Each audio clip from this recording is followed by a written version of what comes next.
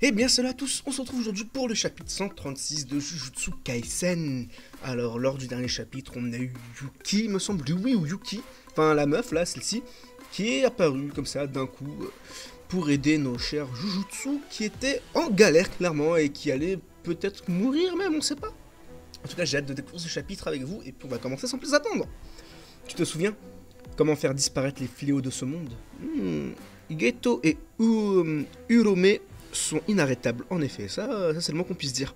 Au cœur de la crise, l'exorciste de grade supérieur, Tsukumo Yuki, ah ouais, donc ouais, Yuki, fait son entrée en scène. Ce dont on a besoin pour y arriver, avec ça, les humains graviraient un échelon plus vite. Alors, bon, je dois gagner du temps pour que Lalu puisse agir. Lalu, c'est qui Lalu?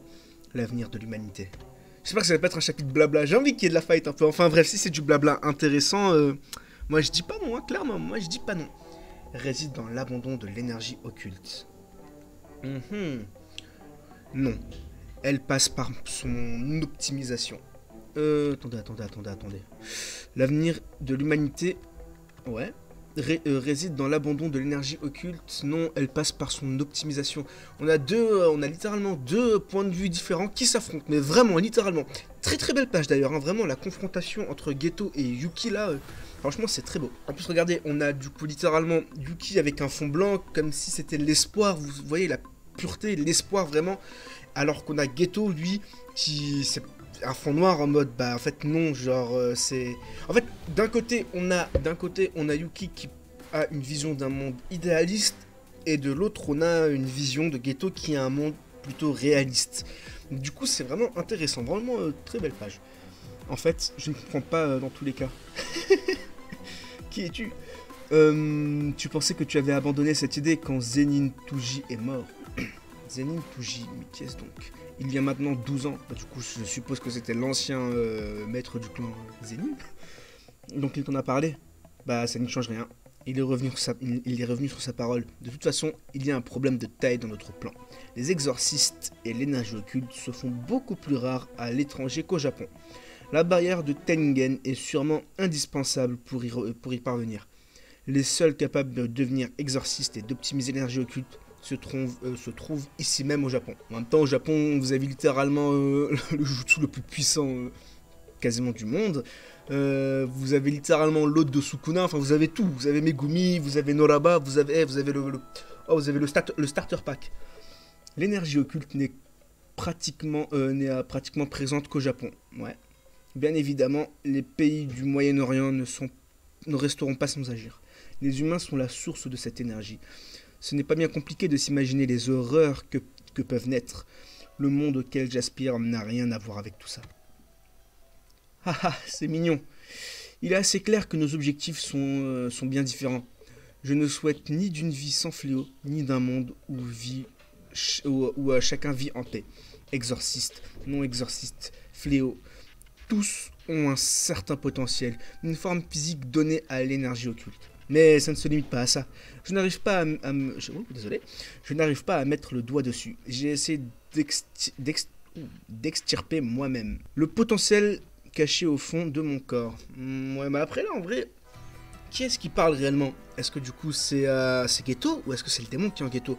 Logiquement, c'est le démon qui est en Geto, mais ça veut dire qu'il a aussi ses souvenirs, qu'il a tout ce qu'il a vécu, il peut le voir et le ressentir. C'est une question que je me pose. D'ailleurs, on a Choso là qui est pas bien. Mais cela n'a servi à rien. Je n'ai tout simplement pas réussi à donner forme à mon propre potentiel. J'ai toujours droit à la même réponse. Une étincelle sombre qui brille au milieu du chaos. Une étincelle sombre qui brille au milieu du chaos. Une très belle métaphore. Vous comprenez, ce qui aurait dû naître de ma main est un chaos incontournable, même pour moi. Je vais vous donner un aperçu. Ah, elle utilise quelque chose?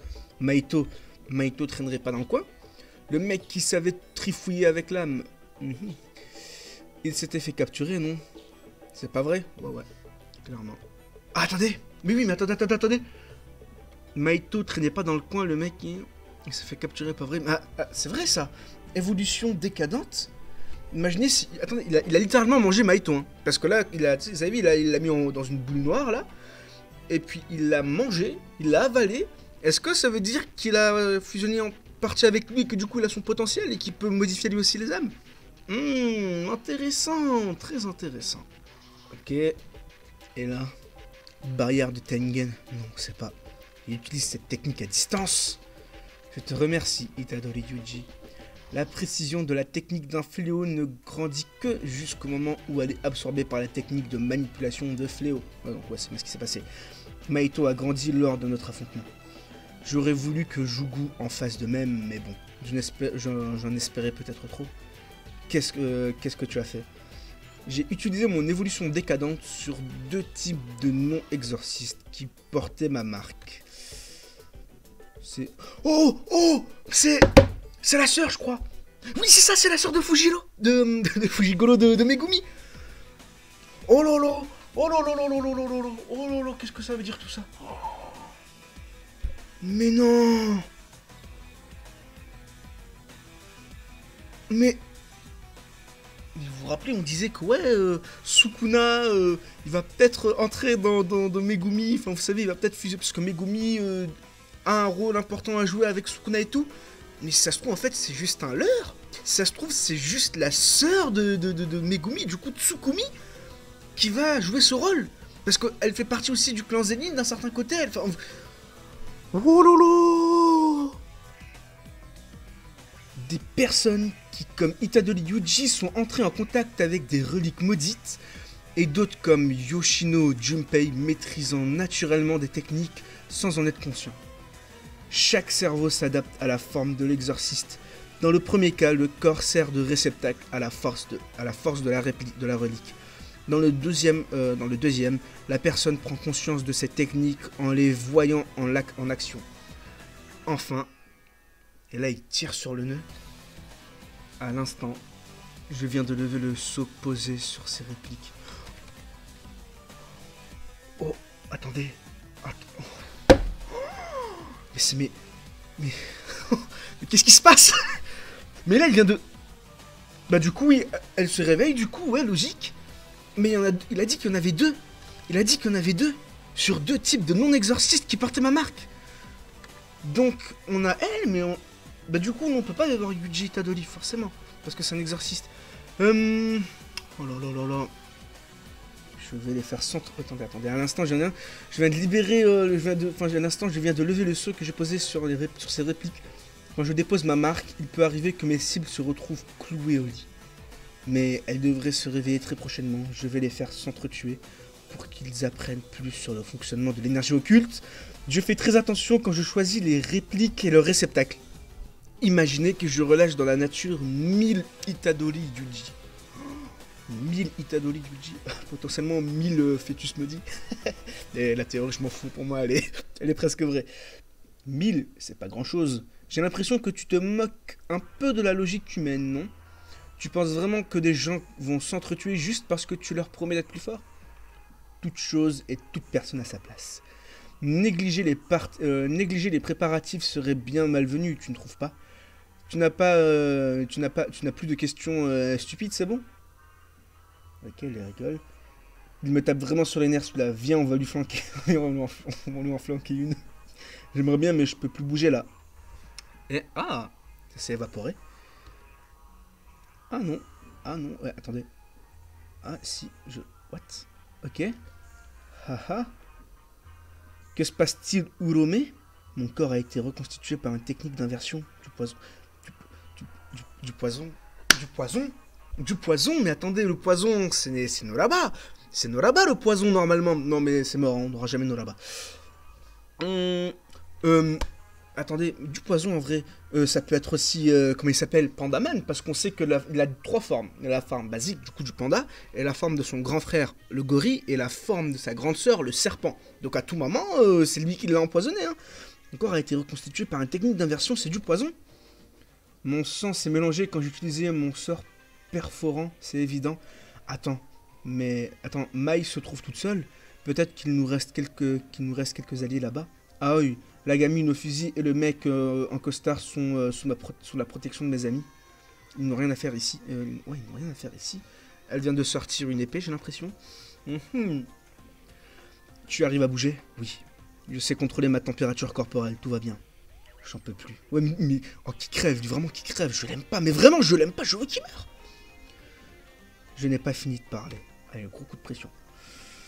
Les reliques maudites que j'ai offertes sont ce qu'il reste des exorcistes avec qui j'ai pactisé il y a 1000 ans. Je ne me suis pas limité à des exorcistes cependant.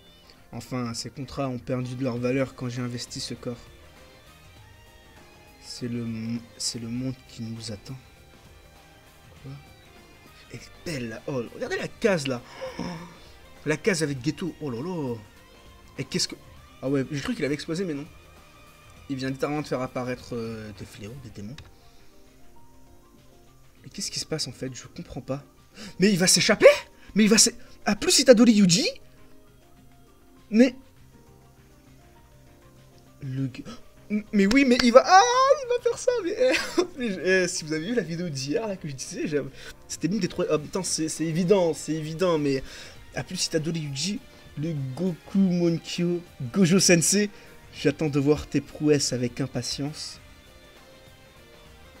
Tu m'entends, Sukuna? Ça recommence. Le monde Dain, l'âge d'or de l'exorcisme, professeur. Quoi? What? Attends,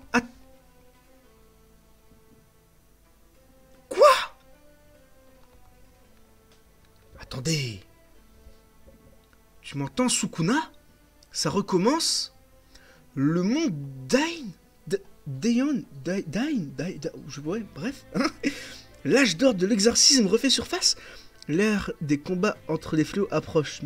Ah non, ok, j'ai mal compris. Oh non, non, non, j'ai mal compris. Attendez, en fait, je sais pas si j'ai réellement bien compris ou pas. Parce que là, il dit l'âge d'or de l'exorcisme refait surface. Est-ce que du coup, il a littéralement libéré plein... Bah, attendez, mais oui, il a dit qu'il pouvait libérer 1000 Itadori Yuji s'il le voulait. Mais... Attendez. J'ai pas compris. Non, en fait, est-ce qu'il vient littéralement de refaire faire surface des démons d'il y a 1000 ans et tout, du coup, pendant l'ère de Sukuna et tout, lorsque les exorcistes étaient au top du niveau, au top du top? Est-ce qu'il vient littéralement de faire ça? Est-ce qu'il vient littéralement de condamner l'humanité, du moins le Japon? Parce que tu m'entends, Sukuna, ça recommence, le monde Dain, l'âge d'or de l'exorcisme. L'âge d'or de l'exorcisme refait surface. Attendez. L'ère des combats entre fléaux approche, page en couleur dans le prochain tome. Qu'est-ce que c'est que ce chapitre? Wololo. Wololo. Bon, déjà, ce que je peux retenir là de direct. La sœur de Megumi. La sœur de Megumi s'est faite littéralement maudite par du coup Ghetto. Enfin, par le démon là. Qui possède Ghetto. Du coup, ça...